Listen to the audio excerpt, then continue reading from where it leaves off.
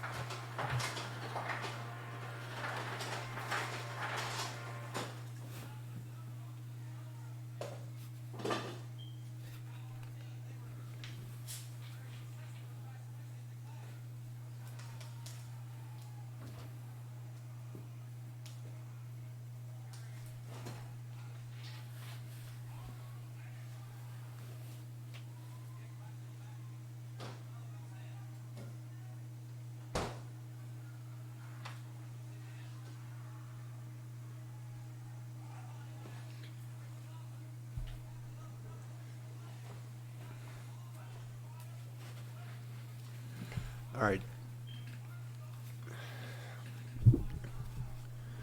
All right, Daniel, I need you to talk so we can, I got somebody monitoring our, turn that all the way down.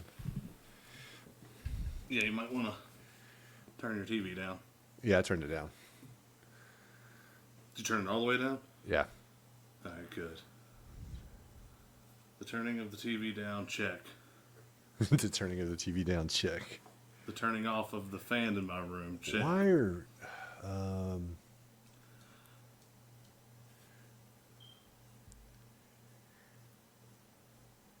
he said that we're low, but We're low. yeah, Do I need to but turn my mic up? maybe a little bit. Crank it up. I'm going to crank it up. It's all the way up. We still low? Oh no, he said we're fine.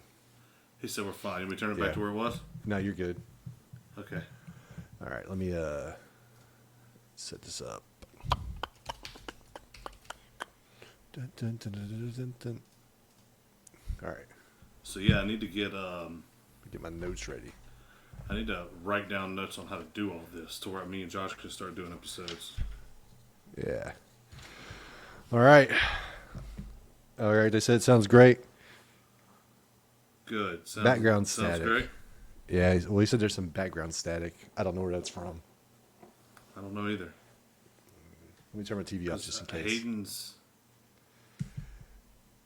I think the Hayden's in his room right beside us, but I think he's like on his phone. He ain't really doing anything. What you think about this shirt, man? I like your shirt, man. Even What do you though- think with this shirt. Carthage Tigers. Even though Josh Represent. decided to dick on and be like, Freddie's doing jazz hands. No, that Freddy shirt's cool. He likes it too. He's just trying to say that. Yeah, he's just jelly. That's it. All right. You ready to get started? Oh yeah, man, for sure. All right, I'm about to hit record and we'll go. Here we go. All right, everyone. We are back with another episode, and it's me and Daniel, Billy Bone and Daniel Sanders. This is very Yep, that's unreasonable. us. Whoops, sorry, my bad, Daniel. It's been a minute. The timing's off. No, you're good. It's perfect. So we finished up our outer space horror block, and now we're starting a new one, and we're going back to the classics. Because for whatever reason, you and I like to talk about black and white movies, and so now, Yeah, the classics are fun, man. and now we're enjoy going doing to them. talk about, I guess, I don't want to say the grandfather of them because Nosferatu came out first. It was a silent movie, but this was we're talking about Dracula today. For anybody that is wondering, one of the big Universal monster properties Yeah. that came out in 1931. 1931, yeah, a long time. And dude, I was thinking about this the other day, actually, not about this, because obviously this movie's old, and we're almost at a point where this movie's 100 years old. Like, we're not Yeah, far that off. is crazy. Yeah. Like, in our lifetime, this thing's going to be a century old. And I was just thinking about, like, I'm seeing like a lot of on my Twitter feed and on social media and stuff like that. I see a lot of stuff like where they post like this album turned 40 today. This movie turned, 43, and it's all this shit that we grew up with, and I'm just like, Yeah, I'm getting old. exactly. And it's like, yeah, this album came out 25 years ago today. Which means you're 70 fucking years old. Congratulations. It's like, thanks for Right. the reminder. Right. And it's music and movies to me that just seemed like it was just yesterday that they came out, but no, here they are. Yeah. Like, there's no way The Lost Boys is as old as it is. Yeah, I know, right? It's fucking old. I saw one the other day that was, I forget what it was, but it was like mid-90s album that had come out, and it was just insane to see. I'm guessing it was 93. But it was just insane to see, that it was 30-year anniversary. Yeah, we're at a point now where the stuff that we grew up with would be considered like classic. Like the alternative rock we grew up with in the 90s. The grunge. Yeah, Like classic these big rock. grunge albums are coming out in 1993, 30 years ago. Yeah. And it's been 30 fucking years. Long it's just time. crazy. Yeah. Long time. And then you see some people, you see some of these guys, and you know that they're older, but some of these people that are still doing this stuff look good for their age. Yeah. Hopefully I can look that good when I'm that old. Yeah, it's funny, too, probably because you can tell the ones that really jumped into partying and really let that be, like they completely embraced the rock star life. Yeah. Because now they look fucking bad. But the ones that were like, all right, I want to party a little bit, but I'm not going to get stupid with it and, start putting partying above my, my music and my art or whatever. They just kind of, rode the line Yeah. instead of snorting all of them. So, Dracula, 1931, directed by, I'm assuming this is Todd. It's T-O-D. I guess it We're could be gonna call him Toad. Todd. We're fucking American. Todd Browning. That's Todd in America. And we're reading this off of Wikipedia in America. Yeah. Starring Bela Lugosi, who, had quite the career in horror movies. He was in Murders in the Rue Morgue. Obviously, he played Dracula. He was also in Plan 9 from Outer Space, if you've ever seen that, or if you ever watched Ed Wood, you'd know what I was talking about. Yeah, I never watched that one. Well, Ed Wood was on the top one of the top movies for the year when we did that one episode. So I demanded you go watch it. I think you'll enjoy it. It's a good movie. Quit bullshitting. Just get off this podcast right now and go watch Ed Wood. Okay, I'll be back in an hour and a half. Are you talking about the viewers and listeners? And I'm talking about you. Oh, me? Yeah. Oh, man. I'm terrible at homework. What is your experience, or what's your history with Dracula? Same as always. You know how it is. Like, Dracula's always the main vampire you think about. And, vampires are the monsters that you learn about at an extremely early age. So Dracula's pretty much with you. I know at least for our generation, Dracula's always been around. So you always think about the main vampire being it. So when it comes to the Dracula movies, this is the first time I've seen this one, but I've seen several. I swear I'm not just trying to be funny, but I think that the first movie I saw having to do with Dracula was probably Dracula Dead and Loving It with fucking Leslie Nielsen. That was his name, right? Yeah. Leslie Nielsen? Yeah. Oh, man. Shit, that's like probably early 90s, like 91 or 92 probably. Yeah, it's a classic now. Yeah. Now it's, did you know that it just, had its 30-year anniversary? No shit. For me, it's like you said, Dracula's just like synonymous with vampires, and you learn it at an early age. Halloween costumes. You remember those old cheap costumes they used to have that were made out of plastic, and you had the little mask with the rubber band that you would wear? Yeah. Yeah, so you would see like Dracula costumes. I would see it in the books in my school library that talked about the Universal monster horror movies and sci-fi classics from back in the day. But I had never seen Dracula until I watched it for this episode. It was one of those things where I meant to. I have no problem watching old movies. I mean, Yeah. we've established that. Hell, we've covered like 4 or 5 of them already. And it was just one of those things where I never got around to watching it. I did watch the Dracula with Gary Oldman, Winona Ryder, and Keanu Reeves. I saw that one. I've seen Yeah. Dracula Dead and loving it. Yeah. And I I've fucking seen, love Gary Oldman.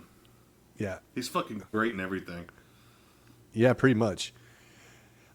And I've seen one of the Hammer Dracula films. I think it's Dracula Has Risen from the Grave. I don't even know what the fuck that is at all. Hammer was a British horror film studio. So they ended up bringing Frankenstein back and Dracula back, and they did it. They had like Christopher Lee and oh my god, I'm drawing a blank. Who played Grand Moff Tarkin? What was it? Peter Cushing. Yeah.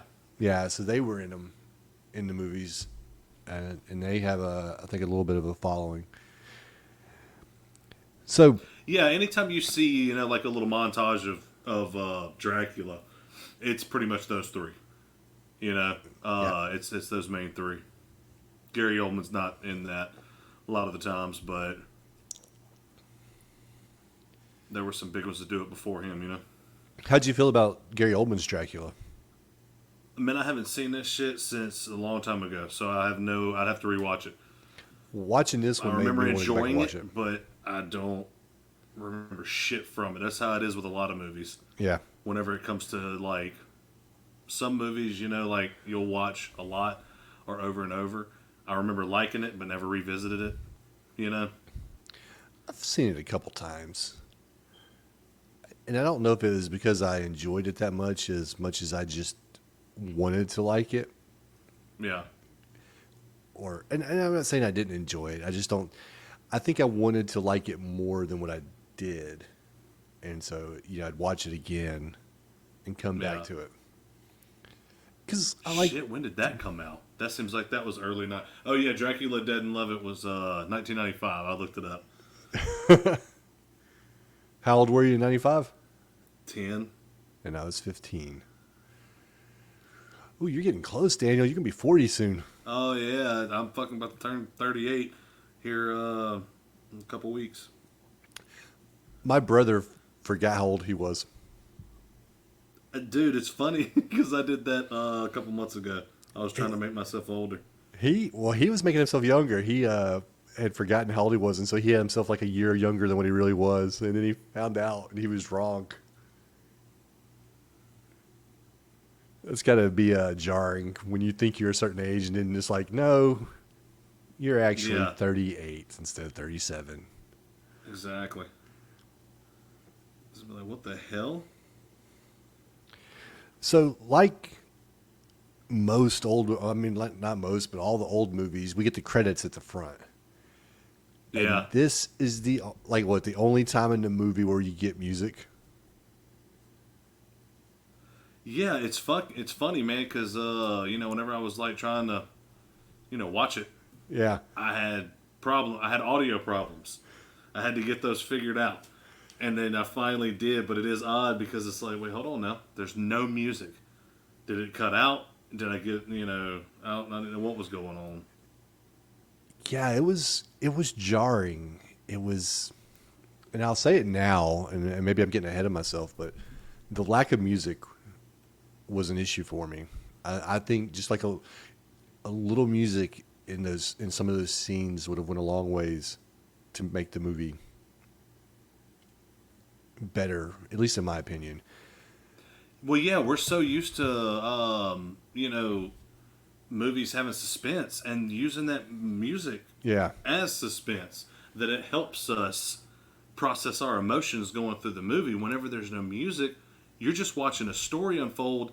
And it's funny because did you get this feeling with this movie that it seemed like it was a play?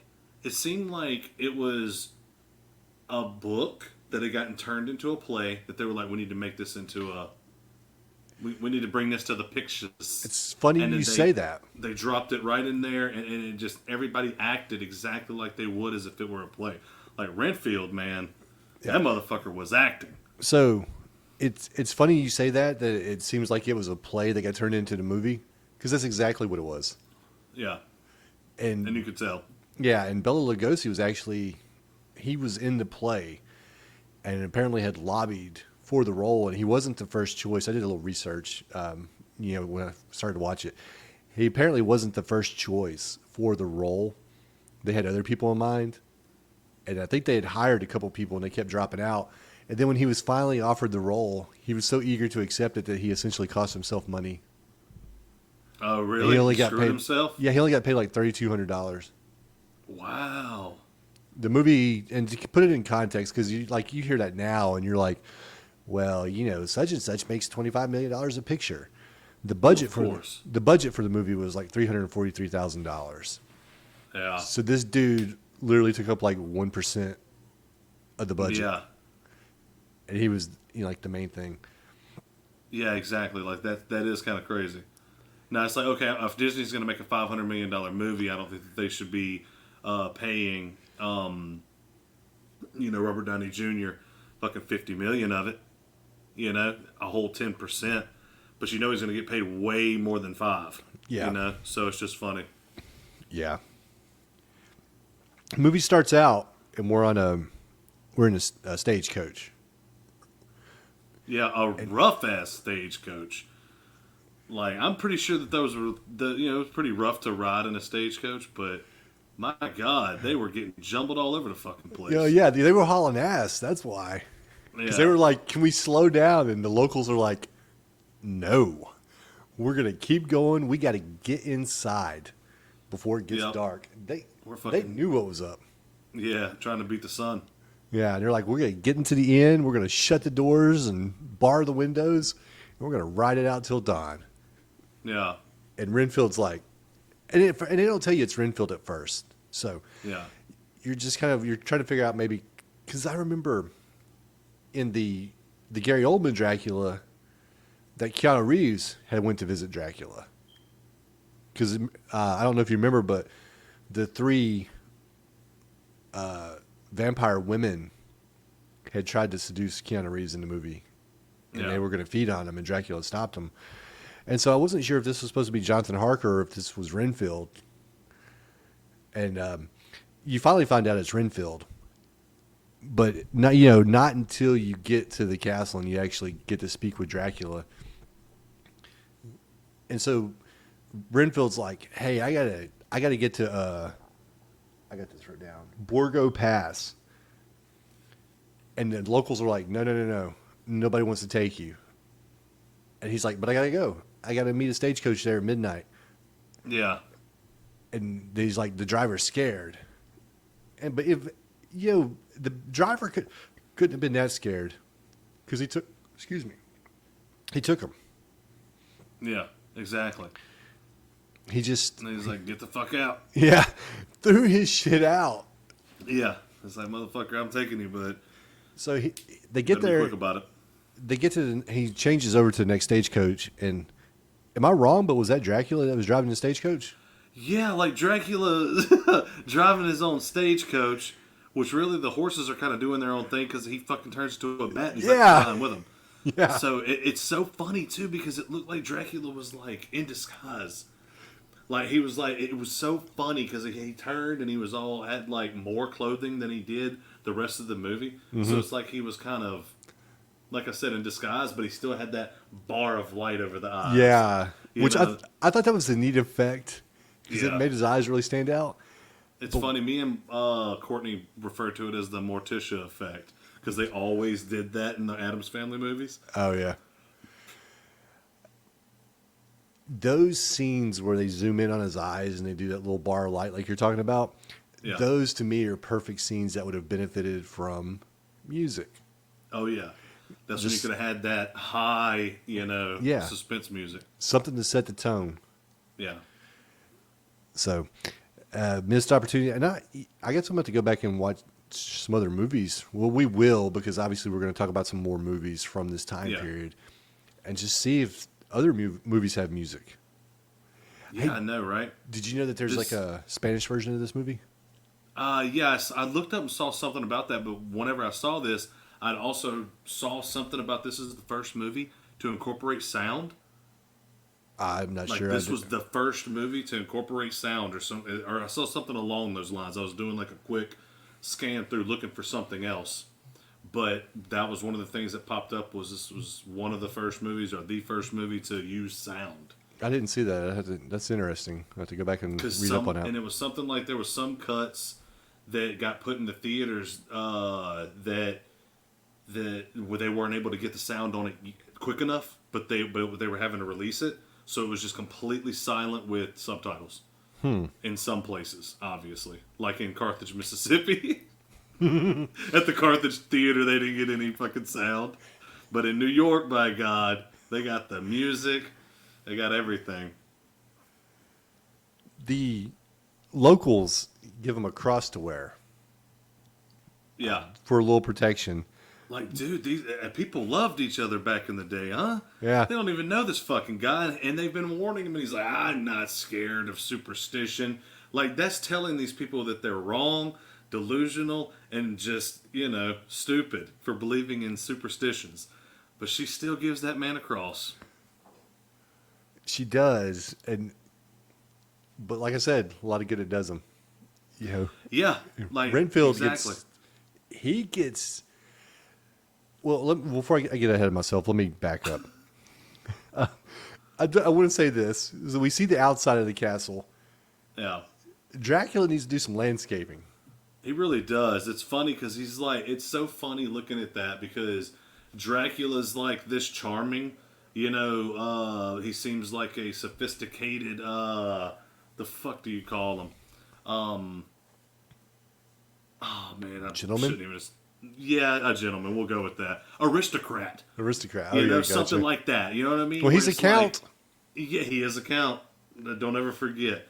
But it seems like he's got, some whatever, but it's just, and I know that's to charm food, to where, to be inviting for people to get close enough for him to feed on him and shit.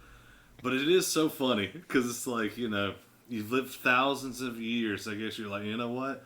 Fuck that yard. I'm not cutting it this summer. I'm not going to cut it for the next 100 summers. Dude, but yeah, the outside of the castle's all dilapidated and shit, and the inside, those nice and clean, and apparently got a king-size bed just laying around for when people come over. Except for all the spider webs hanging around. And all the broken, dusty shits. Yeah. Because you remember he walks through the spider web? Yeah. We find out a new power from Dracula. I never knew he could walk through spider webs without breaking them power. Shit.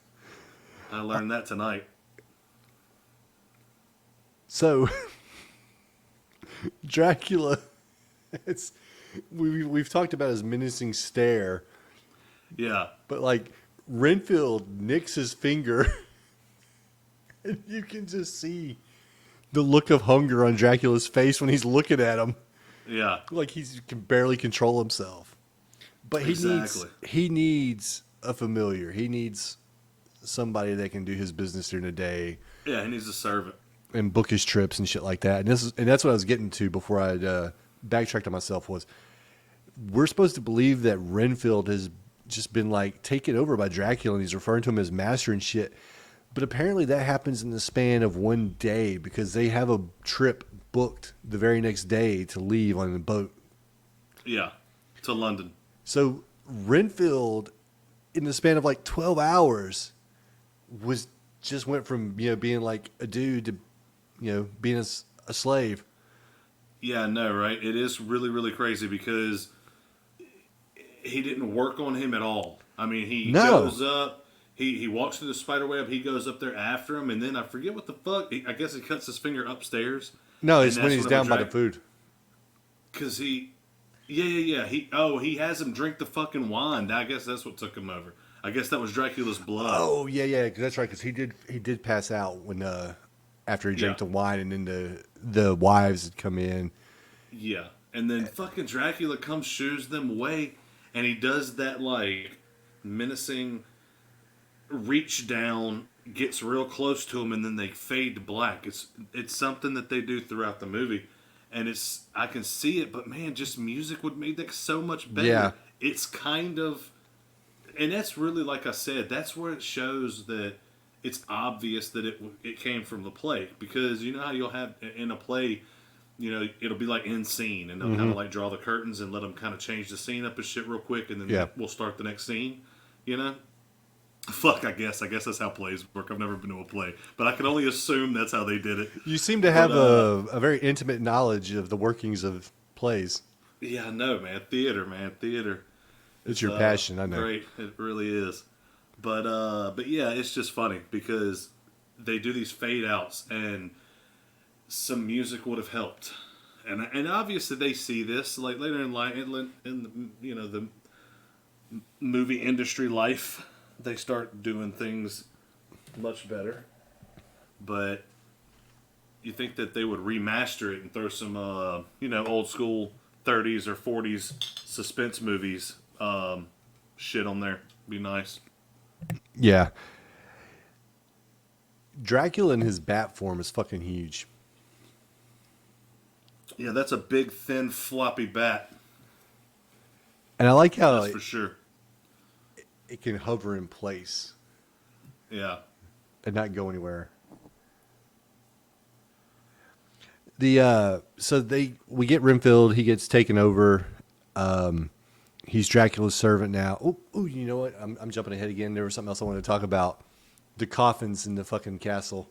They're just kind of like nonchalantly just in the basement. And if your whole existence is based around like secrecy and people not believing in you and you kind of being hidden, shouldn't you have had those coffins hidden better? Exactly. He's like, no one goes in basements anymore, Renfield. It's like, you're worried about nothing. Right. Because it comes into play later at the end of the movie where the coffins are just fucking there. But anyways, we'll get to that. So big ass bat, like we talked about. Some music would have really helped the movie. We talked about that. Yeah. It only took one day for Renfield to become Dracula's errand boy. I mean, hey man, one swig of that shit, man. That's all it takes. Just think of that. Just think of that happening in the Lost Boys. Yeah, exactly. Oh yeah, I know, right? Michael would have just immediately been Kiefer Sutherland or David's servant. Yeah. So we're on the ship, and Dracula just kills everybody on the fucking ship. I know, right? He's like, I'm hungry. I'm going to kill everyone. But then they somehow end up exactly where they need to be, at port. Exactly. They end up there. They take Renfield in because they decide he's a madman because he's eating fucking bugs and stuff. And because he's a fucking madman. Renfield is infinitely more scary than fucking Dracula is. It's crazy. I was like, look at this fucking crazy looking dude. They take Renfield in. How does Dracula's coffin get to that place? Oh, and I didn't write down the name of it. Oh, you're right. That's a very good point. I mean, I guess he could have moved it because they took Renfield in. But why would they not fuck with the coffin? Because it's still daytime. They would have opened it and been like, "Oh, there's a dead." I assumed that he was one of the corpses they talked about. So, and it wasn't just one coffin; it was like 3 coffins, wasn't it? Because he brought 3 big boxes with him. Remember? Oh, I don't know if the boxes were dirt. The other 2 might have been dirt. Good old Transylvanian dirt. But I don't know. I only remember the one. They took Renfield straight to the fucking sanitarium. Yeah, but they took him to a cool sanitarium where they're just like, "Hey, man, you're crazy, so we're gonna keep you here and look and keep an eye on you. Just wander the facility and just make yourself at home." How many times did they talk about Renfield escaped? Like, it's like, what did he escape from? A fucking door? I mean, a room with an open door? Right. Beef up your security. Y'all are worried about this guy, but you've got like one dude that talks to Renfield. Yeah. That one guy, and he's just like, "Oh, he got out again, huh?" Yeah, it's like, oh man, not again. He turned around and walked out of the room. He told me he wasn't going to do that again this time. Yeah.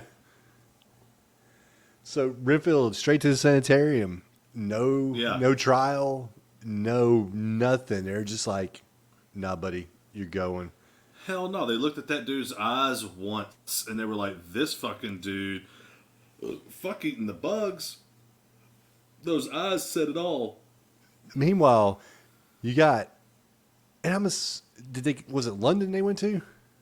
Yeah. They went to So London. you got Renfield's in the sanitarium, and now you've got Dracula roaming the streets of fucking London and just killing people right on the street in front of people because he kills a woman, like right fucking there. And then the cops find her body. And he just whistles to the pedestrians. And they don't piece it together. They're not like, this body's missing his blood like all the bodies on that fucking ship. Yeah. They're just like, oh, somebody died. Oh, well. Yeah. And it's like, how many blood transfusions did she have? Because, they apparently tried to pump a bunch of blood in her to get her back going again. Well, that was Lucy. But it wasn't enough. That was a different woman. Oh, no, that's right. That's the next one. Yeah, Lucy's the next one. Yeah, This was just a random woman on the street that he walked up to. And you and you hear her screaming. Yeah. So she screams. He just goes the other way. He's going to go to the theater. Motherfucking cop sees it, blows a whistle. All these pedestrians just run up and start looking. And that's about it. So this dude's not operating very stealthily at all. He's just out there, fucking eating people in the middle of the road. But, I mean, it is 1931, so you can't get away with that shit in 2023. But I feel like there's too many cameras. I feel like you couldn't have got away with that shit on that crowded road in 1931. I mean, he probably got a good point. He should have took her to the alley before he bit her or something. Yeah, instead of right That's there what by Jack the the corner. Ripper did and shit in it. I don't know. I'm You not know those exact tactics. Yeah, no, I'm not a scholar. I'm sorry. Yeah. My knowledge is very limited to things I know, and I don't know about Jack the Ripper. Yeah. They never figured out who that was, right?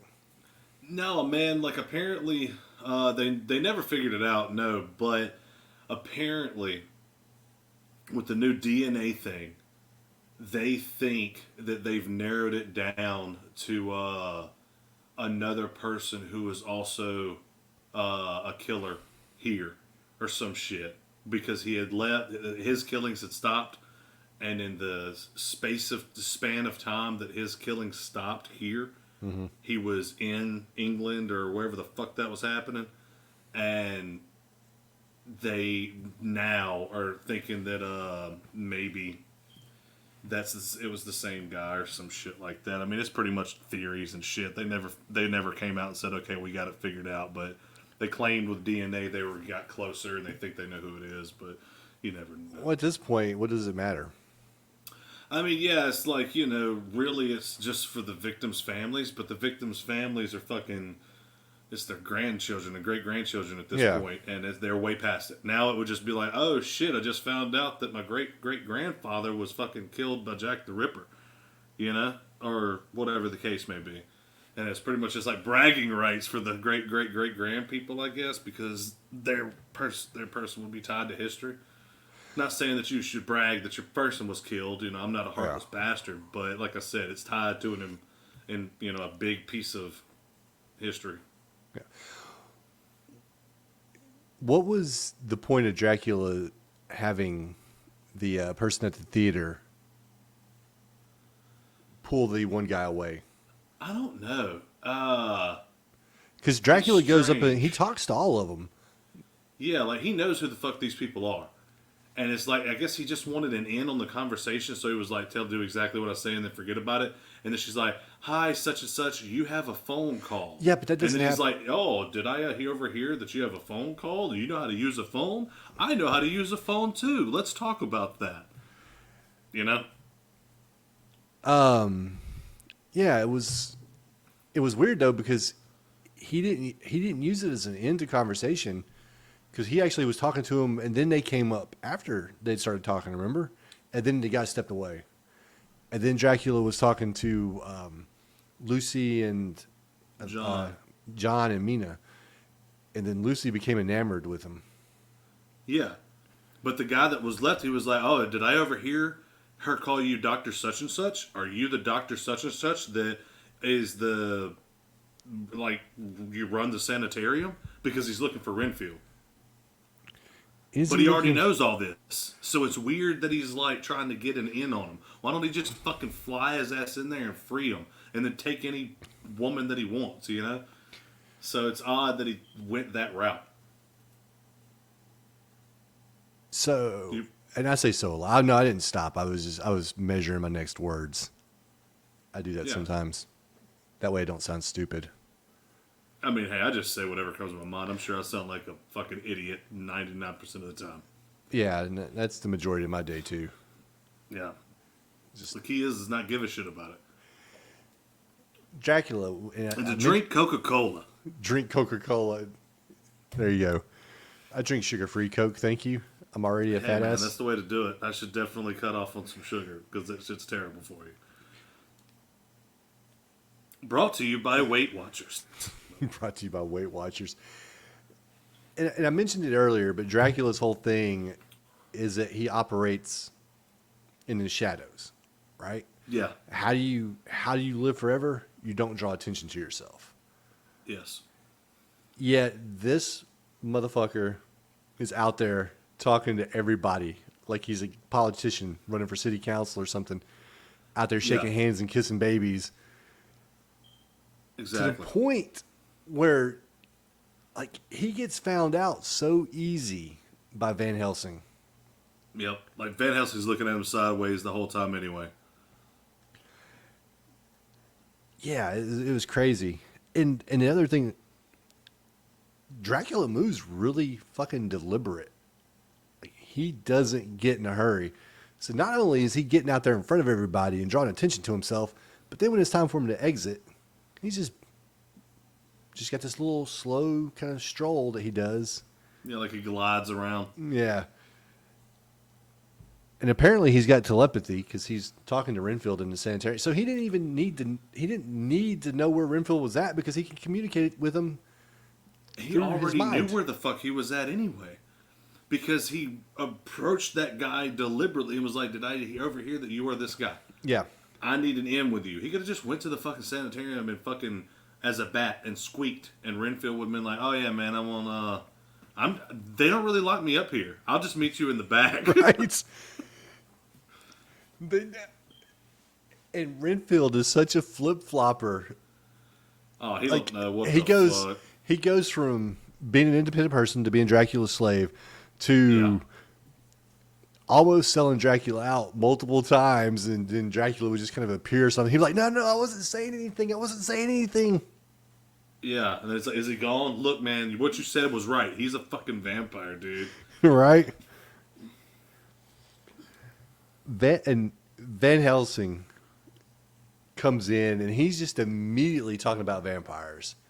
And nobody's, they're like, "Oh, vampires don't exist," but that lasts like all of 5 seconds. Yeah, exactly, right. I thought he was going to talk about some werewolves too, but no. Like was hearing all this howling and shit, talking about children of the night and shit like that. But I thought they were going to talk about it, but didn't say shit about it. He was talking about vampires the whole time, and at one point it sounded like he was talking about straight up werewolves. But I was like, or I thought that's where he was going to go, and then he was like vampires. I've never heard a vampire howl. That's all I'm saying. Where did the garlic come from? There was no garlic in the movie. Wolfsbane? Well, I know where the wolfsbanes come from, but I'm saying, and I don't know enough, I guess, about vampire lore to know where it started and where the rules came from. I thought I guess foolishly, had thought they'd all come from Dracula, but the only thing they do in this movie is stake him through the heart, wolfsbane, and in sunlight. They don't mention nothing about the crucifix and the mirror okay. There's more than I thought. My bad. and the holy water. They didn't have holy water. They did have a crucifix on a butt plug they fucked him up with too, so you're forgetting a few things. But the holy water and then like the garlic wasn't never brought in. Yeah, nah. Which, and I think in the original novel, if I'm not mistaken, I think they slit Dracula's throat. Shit. That's crazy. I want to say they killed him with a kukri. I may be wrong. There's some characters missing from this film adaptation because you're missing Quincy Morris. Uh-huh. and I think there might have been one other person that was missing from it. I don't know. I've never read the novel. I haven't either, but I'm going based off of what I know. But there was other characters, and they're just not in it. Yeah. So, the movie's only 75 minutes long, but and I will say this, and I might get drugged for this or whatever, but I felt like it dragged at points. It didn't. For me, it moved, but I can get what you mean because like we were at their house, and then we just did a movie where they were. I forget what we were talking about, but it was something similar. But it was just crazy because it's like they were always at that sanitarium splash mansion. Yeah, you know what I mean. Everything like happens. Always went back there. Yeah. Everything happened there except for like the final scene. Yeah. And Dracula just keeps popping up. Yeah. It's like I'm gonna take a nap. I'll be right back. Even after they fucking figure out that he's a vampire, he's still just showing up. And these people are walking right by him. He's not very well hidden, but they just walk right by him and don't even notice him. And once Van Helsing fucking figured out that, Dracula was the vampire they were looking for, I don't know why they didn't act then. Yeah, exactly. Like, why not go that night? They said they had to find out, but didn't he fucking say, hold on. Yeah, they act like they have to go find out where his fucking coffin is. When he first introduces himself, he says that he just bought that old ass house. Yeah. Go check there first, dude. Because they talk about doing repairs on it when he's talking to Lucy. Yeah. And he's like, no, I'm going to leave it the way it is. I like it that way. That's what a poor person would say. It's like, nah, I don't need a new front end on that thing. I like it like this. Adds character. Yeah, exactly. So, this dude's already given up his location. Van Helsing finds out he's a fucking vampire and still doesn't act on it because we gotta have Dracula. Dracula is like fucking Steve Urkel, dude. The families are having conversations and he just pops in the door. Did I do that? Yeah. It's so funny, man, because what the hell? So we had talked about Lucy, and I forget both of the females' names. Mina. There we go. And the first one was Lucy that he just was like, she was right out the gate, loved him. Yeah. So he kills her. Does he go after Mina and make her a fucking, does he take extra long special care with her because she resisted him longer or something? I don't know. I don't understand I don't know he why. chose her over the other. I don't know. But he did, and I'm assuming Yeah. it's fleshed out more in the book. I mean, I know in the Gary Oldman Dracula, it's because she resembles like his past love or something like that. It looks like Okay. and One of those deals. yeah, which isn't expounded on here in this movie. Yeah. And I don't know, and maybe you liked the movie more than I did.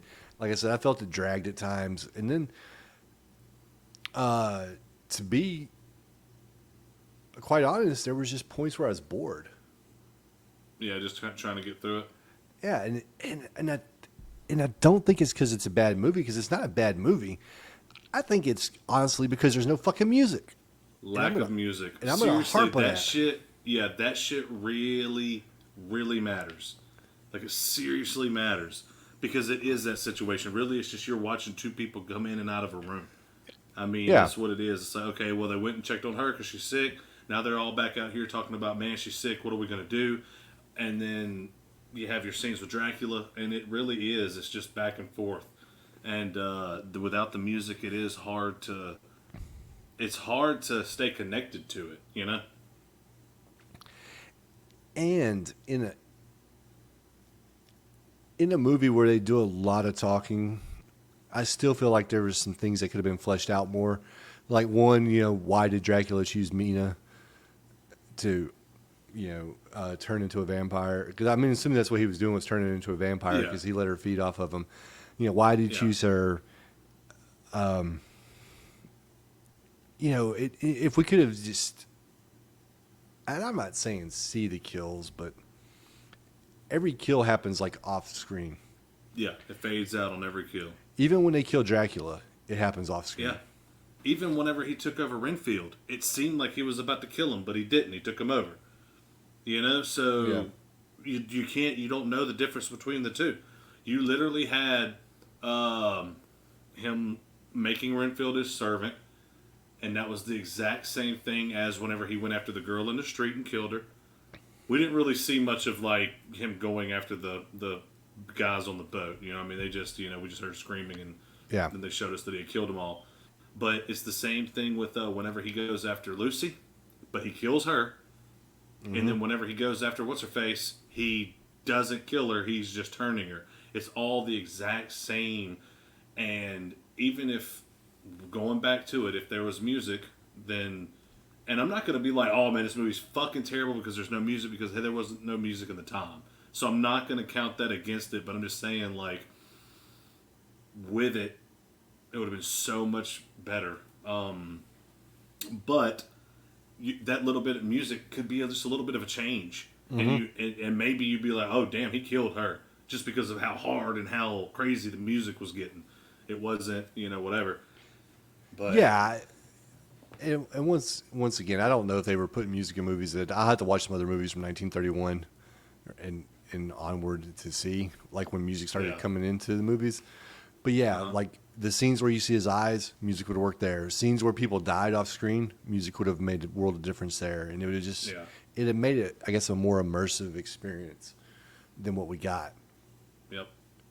But speaking of Dracula movies, have you seen the previews for The Last Voyage of the Demeter? No. Oh, I want to see it.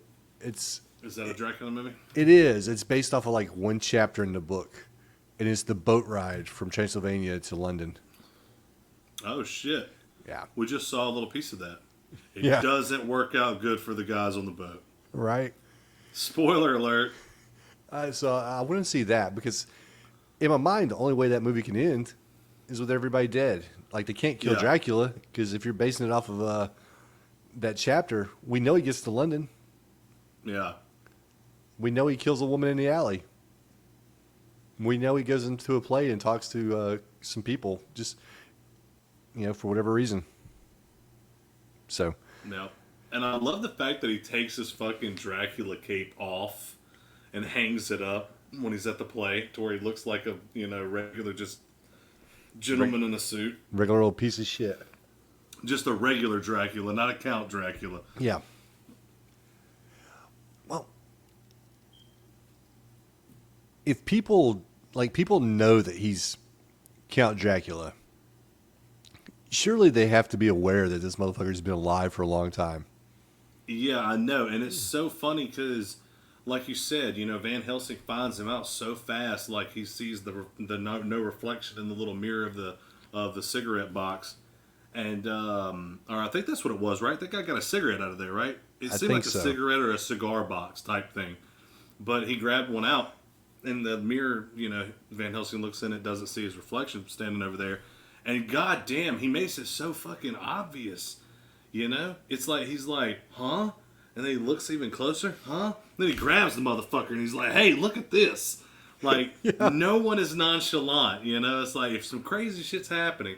But that's what's so fucking good about the Van Helsing character. His ass is like, hold on, before you go, motherfucker, you ain't getting nothing over anybody. I know that you're something crazy. Let me show you how I know. Fucking opened it in his face. Yeah. He fucking smashes down. He's like, I don't like mirrors. And Professor Helsing will explain to you why. And then he's like, for a person who hasn't lived a full lifetime, you are very wise. I'll see you again. Like, this dude just admitted to being some type of immortal fucking creature. Right? Go now to the house. In front of everybody. Then he's like, Van Helsing knows what I am. He'll tell you. Yeah. Like, dude, I don't have time. I got to get back. The sun's coming up. Like, man, how did you fucking survive all this time? I know, right? Because even going back to the beginning of the movie, the people in Transylvania knew. Because they're like, no, fuck Dracula's castle, buddy. We don't go there. Yeah, because they don't know about the simple way of killing him. Right. Like, holy shit. And I wish once again, maybe it's just the way movies were made back in the day. It's a relatively young art form at that point in time. Yeah. But a little backstory on Van Helsing would have been nice, because this dude just comes in, to the movie talking about vampires. Yeah. And they're like, wait a minute, what? And you don't even know what Van Helsing's experience with vampires is. I'm assuming that he had to have killed one. Yeah. Had to have, because he's like, the only way that we could do it is this way. Yeah. And it's so crazy, because it's like, he's like, they have to sleep in their dirt. So if he's come here, then he has to have some dirt with him. I thought they were going to go take his fucking dirt away. I swear to God. I know how to kill a vampire, and I know that it all stemmed from this. But I swear I thought this motherfucker was about to be like, we got to go get his dirt. If he ain't got his dirt, he can't sleep, and he'll have to leave. I swear, man. I was like, what is about to happen here?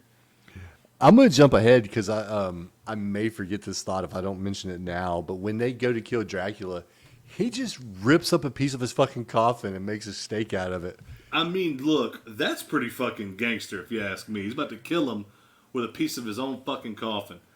Like, I like that. It may be, but how poorly constructed were these coffins? Oh, I mean, yeah, he's just fucking snatching it up with his fucking bare hands. And if they're that weak, how are they carrying all this fucking dirt? Because that shit's got to be heavy.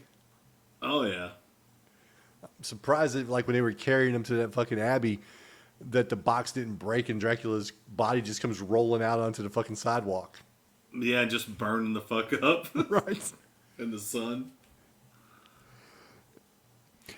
Mina gets bitten by Dracula. He shows up and he like bites her, and she's got gives her a little bite.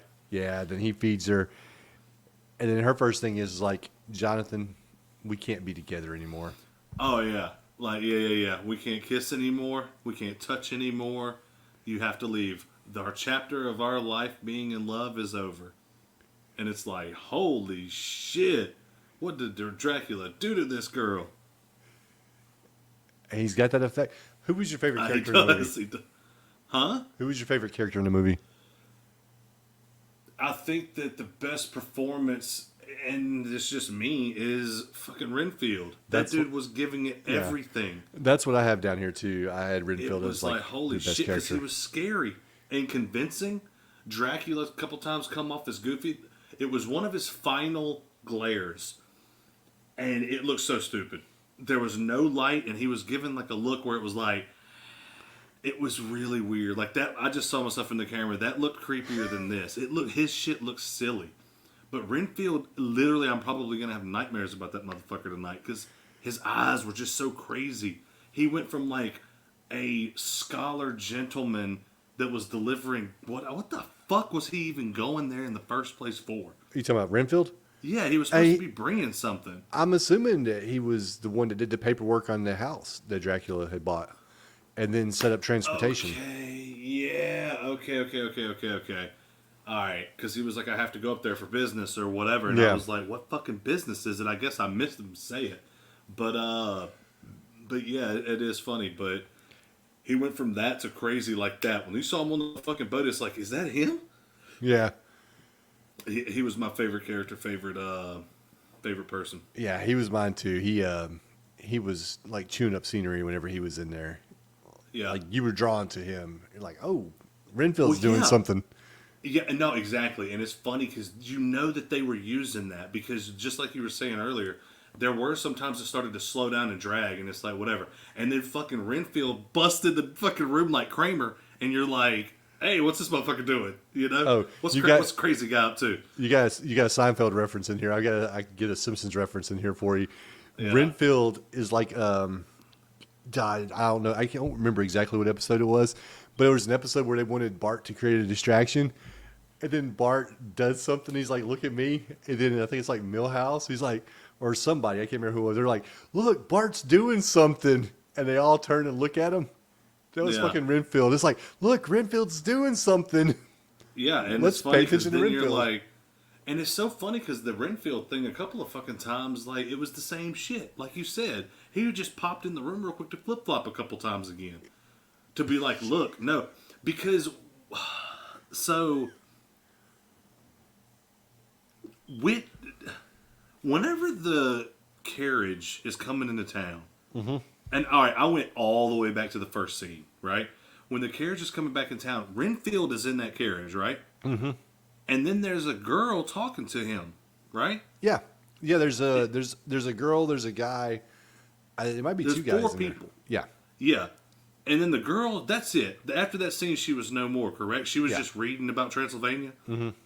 Okay, all right, because I was thinking that might have been his girl. What connection did Renfield have with one of the 2 girls? Because he was like, please, Master, you promised not to hurt such and such or some shit. Yeah, he was trying Was to it protect Lucy? Mina. No, it was Mina. Because after But what Lucy the- had died, he would like you got to get her away. You got to do this. You got to move But me. why? Move me somewhere else so Dracula will come with me. I don't know. Is that his sister or something? No. It can't be, because they're all like, who the fuck's this crazy piece of shit? Yeah. No one gives a fuck about Renfield. So why does he care about her? It's strange. Because if he is taken over by Dracula, unless it's a situation where that was just his little bit of humanity, like trying to still be there and pop out, and that has to be what that is, but it's like, I don't know, I guess it just wasn't put forth as well as it could have been. Speaking of Renfield, did you watch the Renfield movie? No. The one with Nick Cage and Yeah. what's the fucking dude's name? Was it Nicholas Hoult? I think so, yeah. You should watch it. It's Is worth it a good? watch. Is it funny? Yeah. Yeah, it was Yeah. funny. It had its moments. And like I brought up Nicolas Cage and that fucking movie, The Unbearable Weight of Massive Talent or some Yeah. shit like that. Have you watched it yet? no, not yet. It's worth it. It's fucking funny, man. It really Where's is. where's it streaming at? Oh shit, I don't know, man. I bought it. Because okay. I caught Renfield on was either Paramount or Peacock or whatever streaming Yeah. service he came on. It popped on there, and I'm like, oh, I want to watch this. Yeah, It's bloody too, dude. that's funny. Like if you haven't seen it, you should watch it. It's worth Because a it is watch. over the top, right? Like it's Yeah. over the top on purpose. Yeah, Yeah. yeah. It was and they make Renfield a badass in that movie, but he has to eat bugs to do it. That's how he gets his Yeah, power. and he's pretty much just going and getting food for Dracula, right? Yeah, and then he ends up in Yeah. a support group for abusive relationships. That's crazy. Yeah, like you said, Like I just said, I watch knew it. that it was silly, but I didn't know exactly all what it was about. It's oh man, I may watch it again. Like I said, I had a good time with it. Yeah. I'm sure Josh will listen to this episode and be like, Renfield sucked. Maybe. He is a huge Nicolas Cage fan, though. You know, he fought me on the black phone so hard. So Yeah. If only he would have known that Nicolas Cage was an executive producer on that movie. Changed his whole fucking mind. is he really a big Nicolas Cage fan? No, not at all. Oh, okay. I was gonna say it'd be such a weird person for Josh to be a big fan of. Yeah, I know, right? It's like that was just one of those random things I talk about. Yeah, Which I don't have a problem with Nicolas Cage. I mean, you know, it is what it is, where he does like everything in the world, and it's his, he owed that's people his money. prerogative, man. Huh? He had to pay people back. He owed money. I mean, yeah, the money was a thing, but I mean, let's just say the money wasn't a thing, and he just loves the shit so much. Yeah. And it's like, hey, okay, I'm not hot anymore where they're giving me these fucking A-list pictures, but I still want to act because I love it. Yeah. You know? Of course I'm going to pick this fucking B movie. I'm going to do these 80 B movies. We're gonna get Leaving Las Vegas Part 2. I know, right? Like, I think that his problem was that he Back kept to spending. Vegas. Yeah. Turning around to go back to Vegas. But, yeah, anyway. He kept spending like an A-lister whenever he got knocked down a little bit to the B list and C lists shit.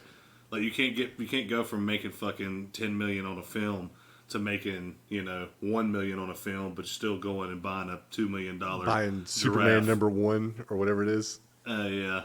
Because he's a big comic book guy. Yeah. He's a collector. Yeah. But We I like talk- that he's having a little bit of a comeback. Yeah, that's I nice do to like see. that about it. Yeah. Yeah. It's because he doesn't seem like a jackass or anything like that. He seems like a nice guy. Yeah. I don't think he's Keanu Reeves nice, but he does seem like he's alright. Yeah. Unlike Kevin Costner, who I just imagine in real life is just a prick. Oh man, he's a sweetheart, man. I've met him. He probably is, but you know my disdain for Kevin Costner. Yeah. Yes. Oh man, couldn't even do an accent in Robin Hood, Prince of Thieves. Hey man, you know who else is really cool? Apparently, because I know you saw this same thing, but fuck, I hate it when I draw a blank when I'm about to talk about somebody. Michael, um, from Aliens and from Terminator One. Michael Bean.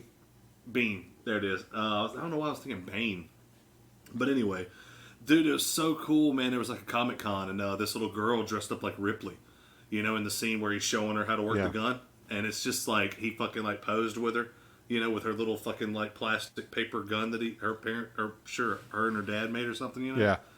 But yeah, it was super cool because they like lined it up to make sure it was exactly the same, and he was doing the same thing. That's So, cool.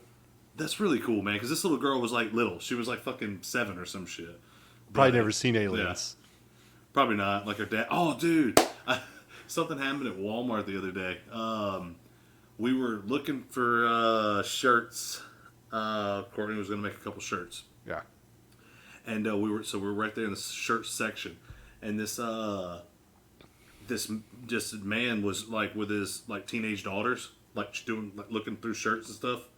And one of the daughters was like, "Ooh, will you get me this?" And he straight turned at her and said, "If you can name me one Poison song, I'll buy it for you."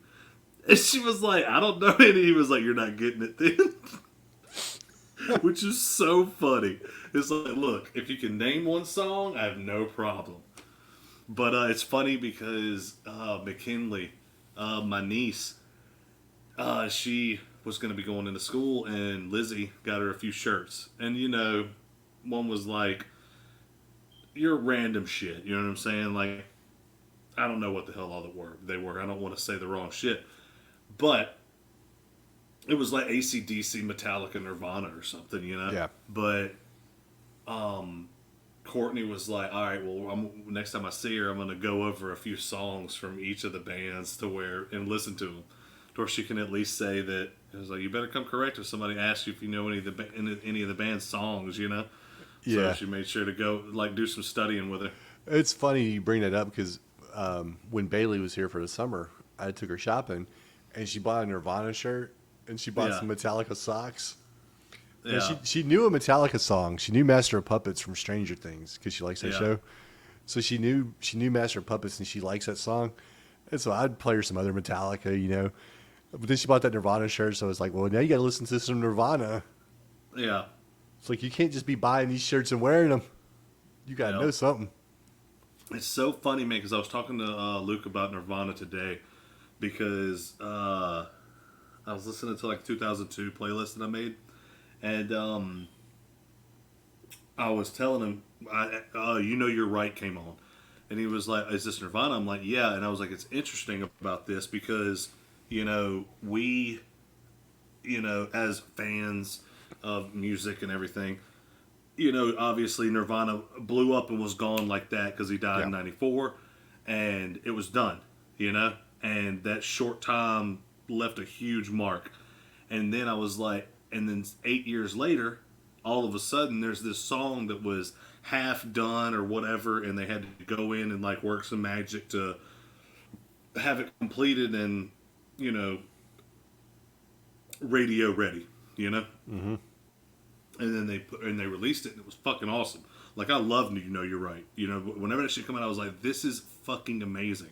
And then they just used like live, show footage for the video. But I was like, it was fucking awesome because it was like, this band is gone, and then they had one more fucking golden egg. It's just the shit, And that was a really good song.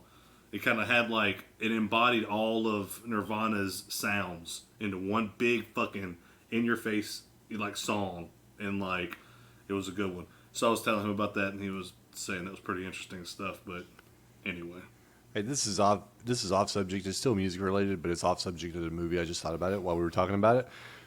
Have Yeah. you listened to the new Metallica? no, but you had said that it was better than you expected, right? Yeah, I enjoyed it. Yeah. I haven't listened to any of it, man. I haven't listened to the last few Metallica Well, I didn't. albums. I listened to some of that Hardwired Self Destruct, and I didn't care for it. And there was like a few songs on Death Magnetic that I liked, but for the most part, it wasn't. But this one, 72 Seasons, has got more songs that I like than like both of those albums combined. Does it seem like they kind of went back to their original roots a little bit, or Yeah. are they playing around with their sound some? No, I think it's probably closer to a return to form than the other two albums were. Because Yeah. like I felt like in like Hardwired Self Destruct, it just sounded like Lars was just it sounded like a 3-year-old beating on his first drum kit. Yeah, just fucking playing the shit out of them. Yeah. Just over and over and over, and this is that's going to make for great audio when somebody listens to this when I release it, Yeah. or if you watch the video and you just see me flailing my arms, making a noise. Yep. But yeah, this one was, like I said, I like it better. I would recommend you checking it out and seeing what you think. I mean, you may not like it, but I like it. Yeah. Definitely have to check it out. Now, back to the discussion about the movie. So we were talking about the sanitarium. We were talking about how Renfield apparently just has like a day lock on his door where it's not really locked. The security at the sanitarium is pretty lax. It's extremely lax, but yet this motherfucker can't eat a spider? Yeah. Like, what the fuck, dude? Like, you're watching him so close that you're going to stop him from eating a bug, but you ain't watching him close enough to not let him walk out of a fucking room whenever he's supposed to have been put in there and locked up. And then the fucking doctor, or whoever the fuck he is at the last time, he's like, come on, I'll show you where to put him where he will never get out. Like, what are you going to do? Like, fucking put a padlock on the door? That might have been what you should have been doing from the Right? get-go. Why didn't you do that at the jump? They've been putting him in the waiting area. He hasn't made it past fucking the triage. He's just been reading Time magazines in the waiting room. Exactly. He They hadn't actually got a room for him yet. he and Dracula both just come and go as they please in this movie. Oh, and yeah. you know that both of them are threats. You know Renfield is crazy. And you know that Dracula's a fucking vampire because Van Helsing proved that shit like in the first meeting. He's like, hey, look, like you said, look in this mirror. Oh, I hate mirrors. Van Helsing will tell you why. Ha ha ha ha. Now let me Now look retire away to as my I dirt. turn into a bat. Yeah. Right. It's crazy. Something I wish I would have seen Renfield do though would have been like, you know, whenever it's the time that he was like, oh, master. He had a real Igor feel to him. Yeah. But when he's like, oh, master, I wasn't telling him anything. Trust me, I wasn't going to do anything. They should have had him, like, attack one of them for a second. Not really do any damage, but, like, attack a motherfucker to where he's trying to still show Dracula that he's got some allegiance, or at least, or Dracula made him do it, or whatever the case. Because really, it was just like a bunch of talking. All he was doing was kind of just bullshit. Yeah. So it's just funny. All the action happens off screen because I think there's a point in the movie where Mina attacks Jonathan and it happens off screen. Yeah, that's right. Whenever she's finally kind of transitioned and she's ready for some fucking blood, they pan over to her dad and Van Helsing. And then it's like loud, oh no, and then a scream, and they go fucking rescue him from her. And the fucking bat's flying around, and they're like, this bat, get away. Yeah, I know, right? This giant like, bat. Motherfucker's trying to shoot him, and he's like, put your gun away. That your bullets won't affect that bat. And then he looks at the lady, and he's like, I think that we're the only ones that are sane. You know. So it's just funny. It's like no one wants to believe, but they're seeing this shit happen right in front of them. Maybe the gun or the shotgun doesn't kill him, but surely it rips holes in his wings and then he can't fly around. Yeah, you think it would hurt him at least still. Yeah, it'd be uncomfortable. Like, you know, wasp things don't kill us, but I hate to fucking hurt feel like them. a motherfucker. Yeah. Yeah. To the point where I run from them. like Yeah. a scared little child. You ever I want to done see got to me the point where run? I gotta. Pull some fucking wasp out. They fucking suck, man. For real. But it sucks whenever you're like, got two children and the old lady. It falls on you. You got to deal with it.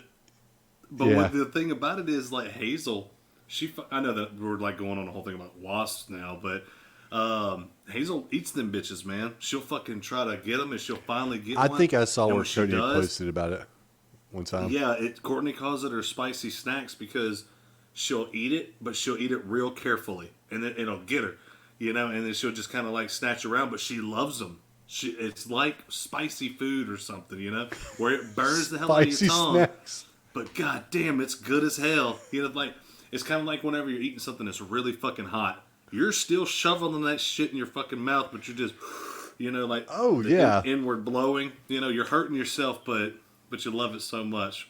You're probably too high class for this nowadays. When's the last time you ate any ramen? No, it's fucked up that you say that. I've never had ramen noodles. Never. I mean, get the fuck out of here. I'm telling you, everyone says that. They're like, "Are you fucking serious?" I'm like, "Yeah, dude." Like, Were you and it ain't never like we were poor? rich. No, we were never like rich, but we had money to get by. And so we would eat like what people would call struggle meals and shit like that, but never ramen. That's just not something I guess my mom and dad were liked or something, or they just never had it in the house. So it's not one of those things that was like a staple that was always at the house. Dude, so you can... I know I've never had it. I can't speak for Richard or Michael. They may have, Yeah. but I've still never had it. So we got a couple Asian markets here in Tyler, and I'll go to them because they got some cakes I like. They got these purple like Yubi cakes Yeah. that I enjoy. Guy at my job, got me started on them, and they're really good. I let my daughter try one and she didn't like it, and I let my niece try one and she didn't like it either. And then I feel like I just This wasted is my poor fucking people cake. food, Dad. But they also have a larger selection of ramen than what you get at fucking Walmart. Yeah. And they got this one, it's like buldak. That shit is so spicy, man. It's good. And just you talking about like eating something spicy and still Yeah. shoveling it in your mouth even though you know it's burning you up. The ramen's fucking great, but it's so fucking spicy. It is so hard to eat. And you're just sitting there like trying to eat it and you're fucking sweating and shit and everything and you're just like, oh, I shouldn't be eating this, but it's so good. Oh, Yeah. and like you look like you've been standing outside in 100-degree heat all day when you eat it. Yeah, you're fucking red and sweating. Yeah. It's funny, there was a guy that was on the boat that I'm on now, and he loved hot sauces and shit, so he brought a whole bunch of different hot sauces. And man, it's just like, he was talking to me about some of the hot sauces that he's tried. I'm like, where his tongue will swell. But he's like, it's so good though, man. It's so good. I'll drink this shit. I'm like, man, no. I like spicy food. I'm not a person that's like, oh no, it's too spicy. And it's like, the fuck are you talking about, dude? It's ketchup. You know what I mean? Like, I do like some spice in my food. But I'm not about to hurt myself. I'm not about to have my fucking mouth feeling like it's bleeding or my tongue swelling or my lips swelling. I don't like that spice. It's like, fuck that. Oh, shit. Hold on. Pausing for just a second. I'll be right back. All right.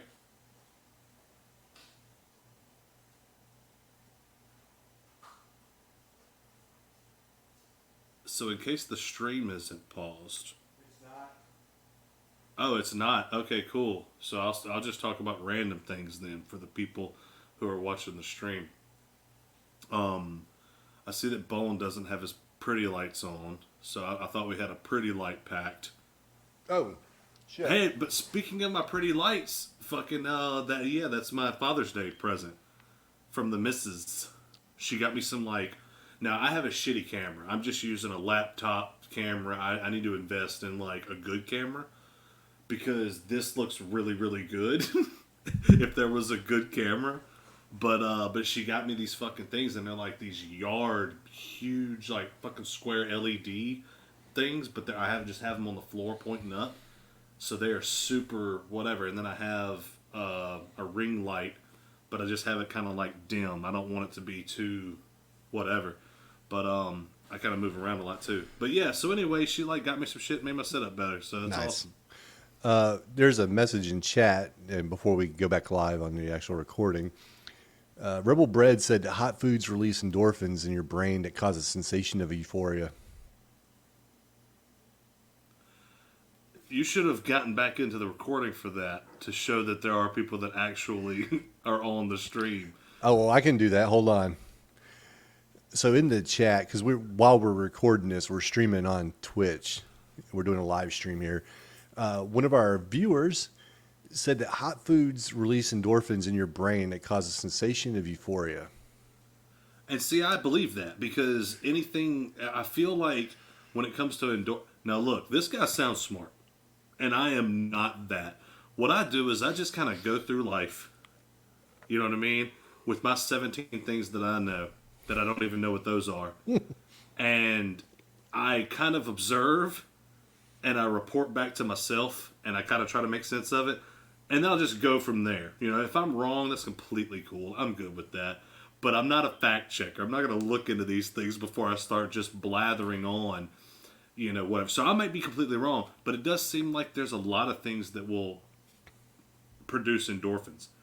And it's funny because I feel like food, like especially hot food, because I guess it has that little bit of pain, like he says, and then releases endorphins and things like that. And I feel like anything like that, something super sweet, you know what I mean? That, you know, because a lot of people, they'll form an emotional attachment to their food. You know, that's like a huge problem in America. That's we're the fattest fucking country because we love our food, you know what I mean? Instead of like, you know, treating it like business, you know? But it's just wild because spicy foods are really good, but I'm not about to hurt myself on them shits. If I want an endorphin rush, I'll just bang some heroin. I'm joking. I'm not a heroin addict. I like how you like I know that I brought bang this up, but some heroin. yeah, yeah. It's funny because I know I've brought this up before, but there was a guy who was like checked out the podcast at work. And he was like, "Oh, I listened to a little bit of one, man. Which one are you addicted to heroin?" I'm like, "This podcast is not for you. If you're believing you're taking any of the shit we say to heart, you should not listen anymore." I don't like to tell people they shouldn't listen, but if you can't tell that we're just talking random nonsense, Which one of you's a maybe heroin this addict? isn't for you. Yeah, no, and I think it was Josh. We had made a simple throwaway comment about Bernie being disappointed in Josh, like Josh being a disappointment. And then I was like, I know, right? And something about a heroin addiction or something. I don't even remember what the joke was. Yeah. Because it was just some random bullshit. But, hey, man, I can see your fucking chainsaw tattoo, dude. Yeah. Yeah, man. It looks good. I gotta get a better camera. Because your shit is like fucking 4K. And my shit is fuzzy and fucked up. Like, now that you done got your lights going, man, you look like a fucking professional YouTube guy. Yeah, there you go. I'm sure that's not it. So we got another comment. It said pain also releases endorphins because it triggers the fight or flight complex. That's why tattoos can be addictive.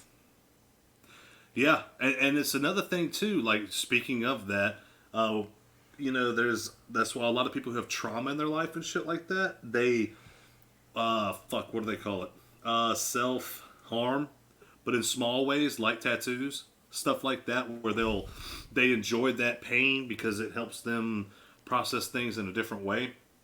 And it's crazy because, I mean, yeah, it's weird because the pain makes them feel good. So it's just ways different people cope with different things. Yeah, you know? this is gonna sound stupid, probably, but you have you ever used iodine for like a mosquito bite? No. Oh, dude, so it burns so much, and I love it. No, it is funny because there is some like pains that are a satisfying pain, and like I'm trying to think like Iodine's one for me, like on a open wound. Well, yeah, not like like not like alcohol's a too much. not a knife or something like that, but but like a Yeah, mosquito bite where you've been scratching and it's broke the skin. Yeah, yeah. It's funny because like I think that like yeah like a hydrogen peroxide thing or something like that where you know that it's doing what it's supposed to do, but there is a little bit of sting to it, might feel good.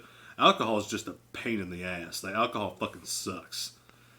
So, like putting that on a wound, that's just a bummer. I never used iodine though. It's weird. I've heard people do it, but it's like we just didn't use it in our house. my grandmother used it, and when I was a little kid, I didn't like it obviously because it fucking burned. Yeah. As an adult, it's when I started using it. I'll tell you what pain I don't fucking like. And that's ulcers in your mouth. Fuck that. Yeah, that sucks. It does. And Yeah, that you sucks. never Or get if like like you bite your cheek and then it kind of like swells a little bit, so then you bite it a lot fucking more until you bite a chunk out of it. That fucking yeah. sucks. Pain's usually no good. Pain's usually no bueno. You know what else is no bueno? What's that? The fucking defenses at the sanitarium. We talked about the security for keeping Renfield in check, Yeah. but there's nobody to like check Dracula at the. If Dracula's just fucking coming and going as he pleases, lock a door, shut a window. You definitely should shut those fucking windows at that place. I mean, he is just. The Wolfsbane did nothing. Also, Oh yeah, it's so funny because it's like, hey, make sure that she keeps this around her neck. Well, at this point, she's pretty much already transferred over to a fucking vampire, so that shit should have been fucking her up. I mean, am I right? Because literally, when that shit came out, no, I am wrong. I'm wrong. Yeah. Because that shit came off, and then he came in, and I guess he finished it. You know, they gave her one last, injection of vitamin D. yeah, he Dracula runs off with her, and he takes her back to his abbey, and Renfield follows him, right? Yeah. And then they follow Renfield. But what I don't understand is why the fuck did they follow? Dracula thinks that Renfield led him to him, and Renfield's like, "No, master, I didn't lead him to you. I swear, I swear." And it's like they already knew where he was at. They knew what fucking house you bought. I know, right? Did they think you were going to take it to the fucking library? Yeah.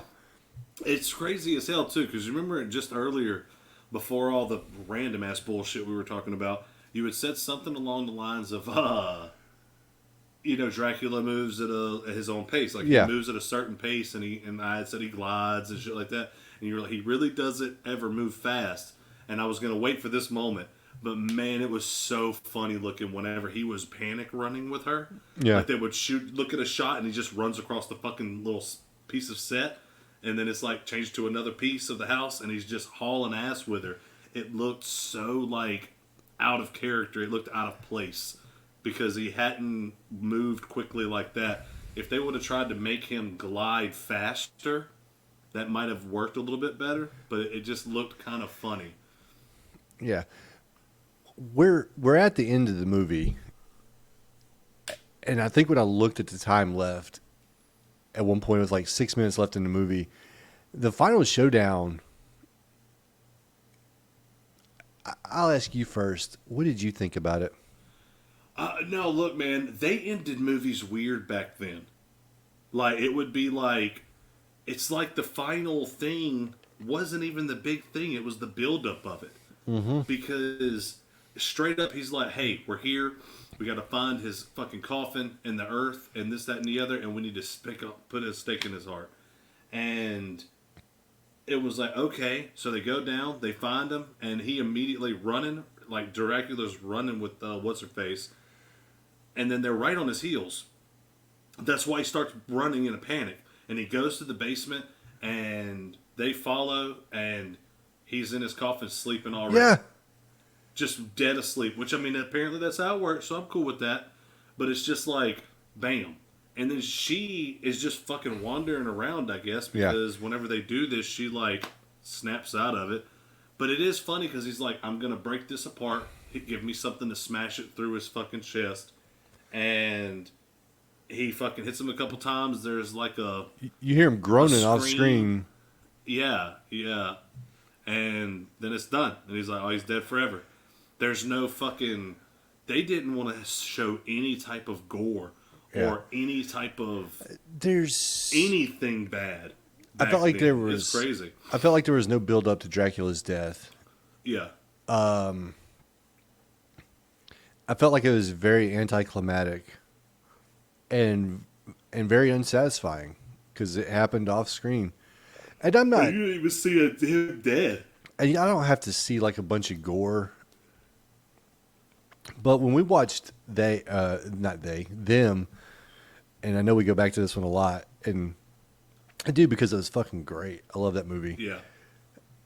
But you see them torching ants. Yeah. You see stuff happen in that movie. You see like the ant pick up that one dude. And in this movie, literally every piece of action happens off screen. And I get that maybe there was like some limitations, but there's a way that you could have shown him driving that stake through Dracula's heart. I mean, even if they would have shown him over the casket, you know what I mean? Yeah, you or... didn't even have to have the fucking guy in there. You could just like stab down in the fucking casket.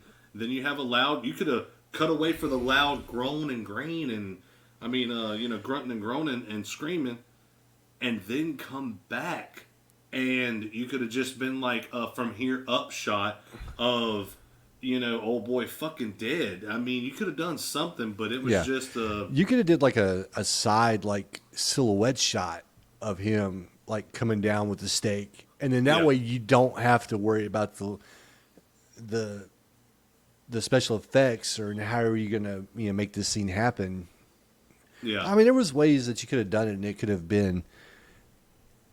And it could have been better than what it was. Yeah. So, highly disappointing that Dracula died off screen. Hell, the closest thing you get to action is when Dracula picks Renfield up. Yeah. To kill him. Exactly. Yep. Yeah. What did you think about the movie? I enjoyed it. I did like it. And I know that I'll watch it again. But there was a lot of things that... And I know that it was a sign of the times and things like that. That it seems like they were still trying to make their hard transition into what we know as movies now. From silent because to... even like... Huh? You talking about from the silent era? Yeah, from the silent era to even fucking right after. Like, I mean, fuck, what was, I'm trying to think, man. Was Psycho 1961? I don't know. Or something like that? I can look it up. I think so, but even Psycho, there was not any or barely any gore. I know that he hacks her up and then you see... the blood and shit in the shower, but like, straight up, man, there's not a lot of gore in that movie. And it was the fucking craziest shit people had ever seen 30 years later. 1960. So it was 29 years later. And so, of course, there's going to go from, like, you're not seeing any type of action of someone having harm done to them, except for Renfield. And going to Psycho 30 years later, where there's still not a whole lot of shit. And, you're not seeing a whole lot of that. So, I'm not trying to blame the movie for, the things that I would have done differently. Or, which, who the fuck am I? But you get what I mean. What I would have liked to seen done differently. Because of the time that it was out. But there's several things that I wish that could have been done differently. So, like I said, I enjoyed it. I would tell people, like, yeah, you definitely need to watch the original Dracula for sure. Like, I want to see Nosferatu. Never seen it. Never watched a silent film ever. But I'd like to see it just to where I can be like, yeah, I've checked it out, you know. Might be a movie I never watch again. Might be a movie that fucking is amazing. And I'm like, oh my god, this fucking thing is awesome. Like am with them and Children of the Damned, or yeah, Village of the Damned. Children of the Damned was like, the sequel. It's funny how you always have to remind me of that movie. Like, I like it so much, but you have to remind me.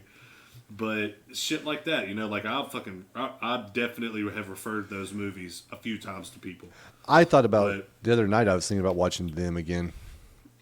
Yeah, I may watch it tonight. it's good. While I'm going to bed. It's good. But I'm sorry, I didn't mean to interrupt you. Go ahead, sir. But I mean, yeah, like I said, I mean, I liked it. It was good. Definitely glad I watched it. Definitely glad we chose to do these. It was okay. I think that where I land with it ranking wise, it's not looking, you know, as great as normal because it is a movie that had come out, you know, fucking 50 fucking years before I was born. So there is that does play a factor.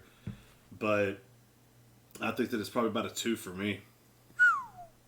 Wow. Yeah. Wow.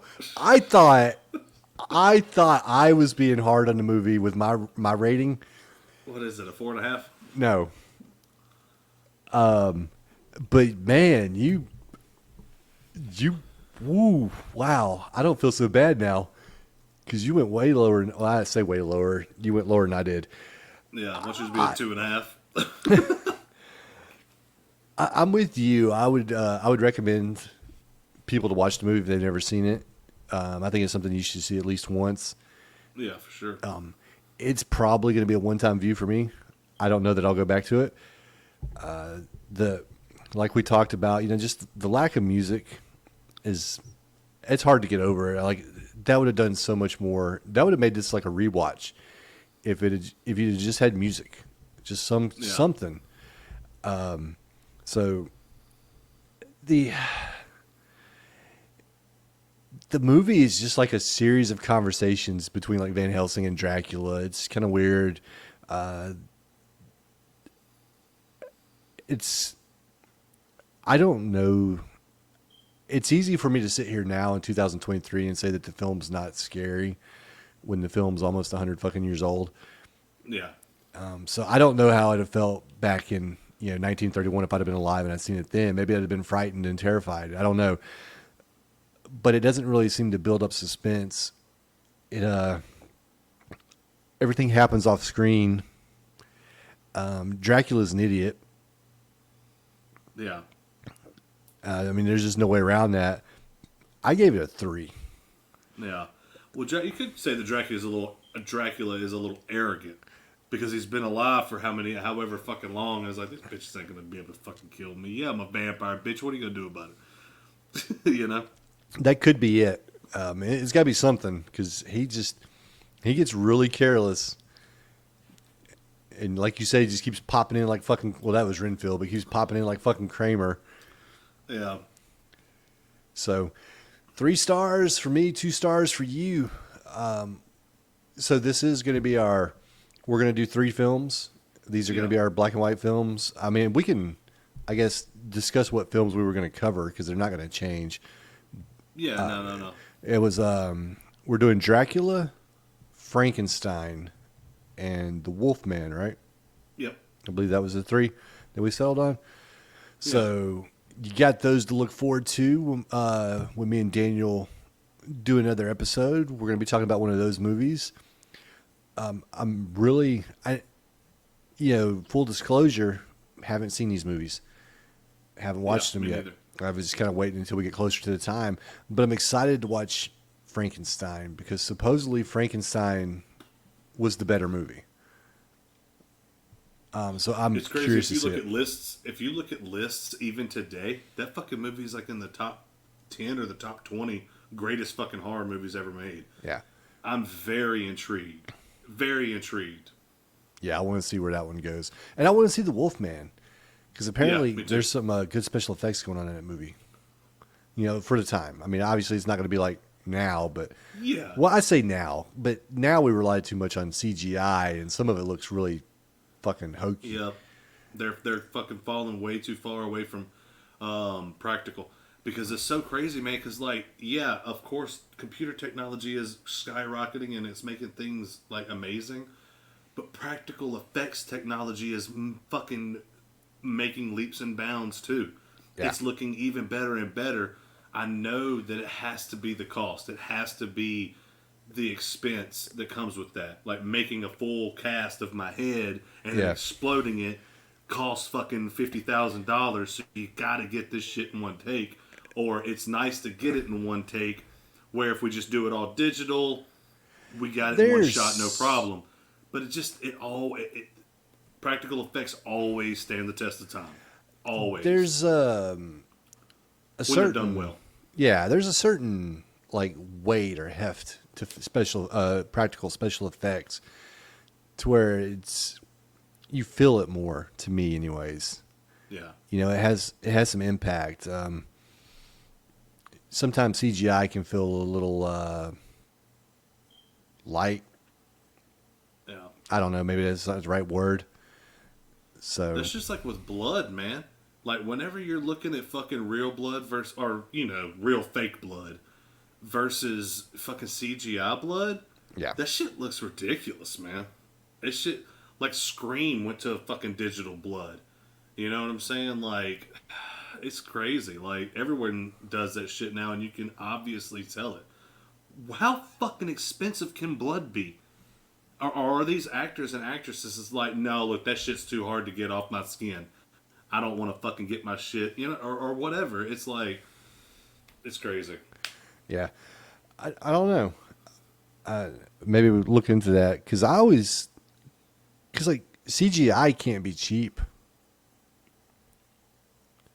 Oh, I'm sure it's not. I mean, I'm sure that's why fucking movies are fucking 400 extra million fucking dollars to make. Because it's ridiculous, dude. That's why it's like, whenever you hear movies, like, it's like, oh man, the new DC movie or the new Marvel movie was $350 million to make. And they only fucking, brought in $275 million. Yeah. They lost a lot of fucking money making this fucking movie. Like, that's gotta fucking hurt. But it is what it is. Yep. And bad practical special effects, you can still have a good time with them. Yeah, and there's a little bit of a respect there, Yeah, it's even like in Killer Clowns from Outer Space. I'm not gonna sit there and say like those clowns look great. Like you've seen it, right? Man, we've talked about this before. Like I'm not even sure if I have seen it. I'm pretty sure I have, but it was so fucking long ago that I don't remember shit. Well, I was watching In Search of Darkness the other night, and it had popped up, and they were showing like the effect, and I think they might have been talking about special effects at that point. And In Search of Darkness, if you've never seen it, is a documentary about 80s horror movies. There's 3 of them: In Search of Darkness 1, In Search of Darkness 2, In Search of Darkness 3, and they're all like 4 hours long. It's great. So it's fantastic. If you like documentaries and if you like horror movies, you should watch In Search of Darkness. But anyways, back to what I was saying, I was talking about practical effects. Like, just you can still have fun with movies that have bad practical special effects because it's still like a camp value to it. Yeah. Whereas bad CGI is just bad CGI, and yeah, it just makes you want to vomit in your mouth. Yeah, it's just fucking terrible, and it's like, what the fuck? Especially whenever it is, I mean, all movies now, they're fucking paid for by these huge production companies. There's no reason there should be any shitty CGI anymore. Like, that is crazy as fuck to me. Yeah. And you still get it. Oh, yeah, you do. And it's crazy because, Lord of the Rings use CGI, and their CGI still stands up better than some of these movies you see now. Yeah. So, but I think that it was because, like, they did use a lot of CGI, but they also used a lot of, they use practical, weapons and shit. I remember that because I was watching on and they were filming in fucking New Zealand or whatever. Where the wind is nonstop. Yeah. but I they were remember. still Did you they were ever filming watch? somewhere big. So Did you ever watch any of the special features with the Lord of the Rings DVDs that come out on the no, extended man. editions? Whenever they did the extended editions, I watched the extended cuts. You know where there was a few extra scenes or whatever, but I didn't ever watch any of the like director shit Few or any extra of the stuff scenes, like man. that. Return of the King was like 5 fucking hours long. Well, After I'm just saying, like the extra shit that they put in it. I just didn't watch the like directors talking yeah, about it in the background, which I wish I would have done more. But then it didn't really interest me as much, like the commentary. It's like if I want to revisit the movie, I want to watch the movie. It never dawned on me that they were going to be talking about some really cool, interesting shit about making the movie that I would have loved. But I was also younger then. yep. All right, so that was Dracula. We would both recommend watching it at least once. Even though Daniel gave it a 2 and I only gave it a 3, and there may be some, I say we'll hear something. We never hear anything from anybody, but this is one of those movies that is pretty much universally acclaimed, and we just kind of gave it average scores. So The hate mail's going to come pouring in. pouring in, address that to Daniel Sanders. Yeah. But anyways, Yep. that is it. We'll be back next time with either Frankenstein or the Wolfman, and we will see you later. Thank you for listening. Roger that. Y'all be good.